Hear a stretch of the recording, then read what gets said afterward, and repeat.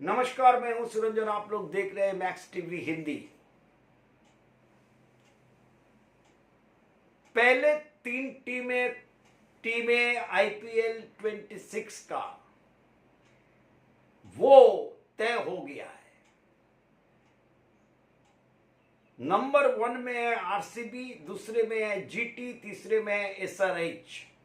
मैंने एक शॉर्ट्स डाला था, रियान ने मुझे बताया एसएमएस में जे top of the table SRH नहीं है, और मैंने उनको बोला कि करेक्ट करने के लिए एक्चुअली रन रेट की वजह से, नेट रन रेट की वजह से एसआरएच जो है तीसरे स्थान पर है, और सबसे ऊपर नेट रन रेट की वजह से सबसे ऊपर है आरसीबी, उसके बाद में है जीटी। अभी चौथे टीम को लेकर के बहुत ही टसल है। चौथा कौन बनेगा और किसका साथ में किसका एलिमिनेटर होगा। लेकिन एसआरएच जो पहुंच गया आरसीबी के टक्कर में, कोई भी टीम किसी से कमजोर नहीं था, क्योंकि आरसीबी एक कंप्लीट साइड है, बहुत ही तगड़े टीम है। भले फिल सॉल्ट नहीं खेल पा रहे इंजरी की वजह से, बेथल नहीं खेले, वो भी इंजर्ड थे। जो कमेंट्री से जो बातें आ रही थी, लेकिन बेथल अगर नहीं खेले तो उसके जगह पर वेंकटेश अय्यर, पिछले मैच उन्होंने जिताया था, इस मैच की शुरुआत जिस तरीके से उन्होंने किया था, तो अगर वेंकटेश अय्यर और 2-3 ओवर रहते तो मैच का रुख भी बदल सकता था। लेकिन जल्दी 2 विकेटें गिरने के बाद, उसके बाद में बहुत ही अच्छी फॉर्म में रहने वाला देवदत्त पाटिकल वो आउट होने के बाद थोड़ा सा मुश्किल हो गया, क्योंकि गेंद जो है रुक करके आ रही थी। स्लोअर गेंद का उपयोग जो एसएन मलेंगा से लेकर के साकिब ने जिस तरीके से किया है सारे गेंदबाज ने, वो बहुत ही घातक स्थापित हुई।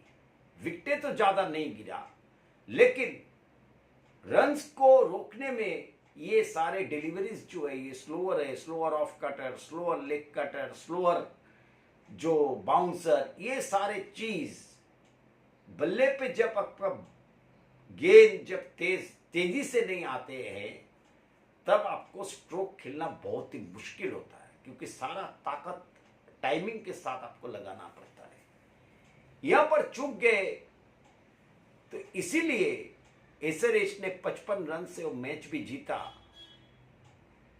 और एसआरएच जब बल्लेबाजी कर रहे थे तब काफी एक हाफ चांसेस और 2 चांसेस जो छूटे।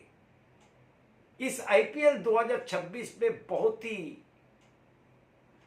टर्निंग पॉइंट जो बहुत सारे मैचेस के हुए, वो इस वजह से हुए क्योंकि कैचिंग बहुत ही पुअर थे।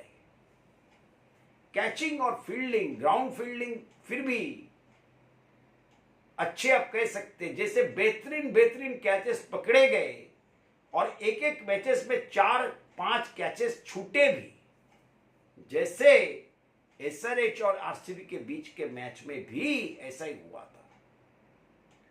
तो इसीलिए जिसका फायदा एसआरएच को मिला, अभिषेक शर्मा ने फिर एक अर्धशतक बनाया, जो बनाना उनको नहीं चाहिए था, लेकिन अभिषेक शर्मा तो खेलते ही वैसे हैं। 19 गेंदों में उन्होंने बना दिए, और उस तरफ से भी उसी तरीके का बल्लेबाजी वेंकटेश अय्यर कर रहे थे। तो अगर टीम के लिहाज से देखा जाए, दोनों टीमें बहुत ही तगड़े हैं, लेकिन बैलेंस दोनों टीमों में है। लेकिन एसआरएच के पास, आरसीबी के पास में जिस गेंदबाजी का फॉर्म में भुवनेश्वर कुमार दिख रहे थे, जिस गेंदबाजी का फॉर्म में हेजलवुड दिख रहे हैं, भुवनेश्वर कुमार दिख रहे हैं, ये सारे जो गेंदबाज है जिस तरीके से गेंदबाजी कर रहे हैं, तो सब मिला करके अगर बैलेंस दोनों तरफ में है, क्योंकि एसआरएच में ज्यादातर ऊपरी क्रम के बल्लेबाज के ऊपर भी ये सारा चीज डिपेंड करता है, किस तरीके से स्कोर आगे बढ़ेगा। एसआरएच को सक्सेस पाने के लिए अभिषेक शर्मा को खेलना पड़ेगा, एसआरएच को सक्सेस पाने के लिए ट्रेविस हेड के बल्ले से रन आना जरूरी है।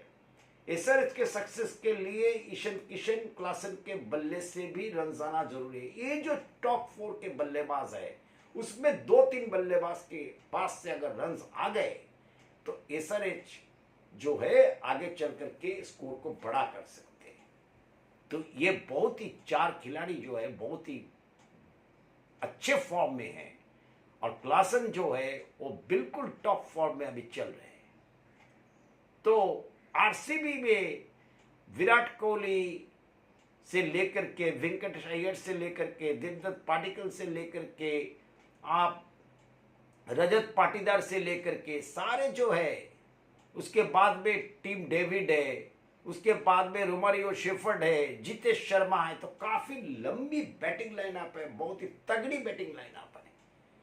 तो आरसीबी में इस तरीके का बात नहीं है कि पहले 4 को परफॉर्म करना पड़ेगा, बाद में परफॉर्मेंस नहीं भी मिल सकता है, ऐसा नहीं है।